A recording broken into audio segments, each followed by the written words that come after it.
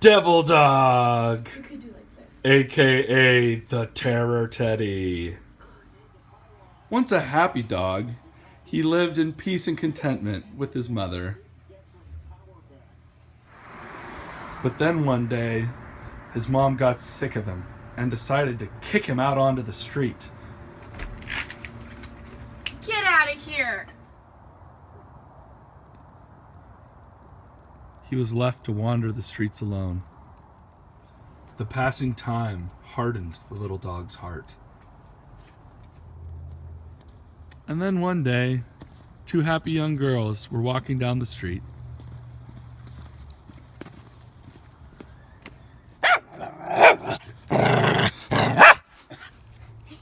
Little did they know they'd run into the Devil Dog.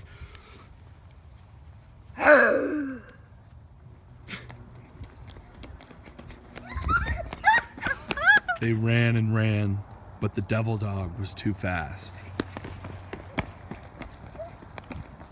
The Devil Dog was hungry that day. 15 minutes later, all that was left was their bones. But that wasn't the end of the story for the Devil Dog. Oh, come here, cutie. Who are you? Oh, little doggy, you're my little teddy bear.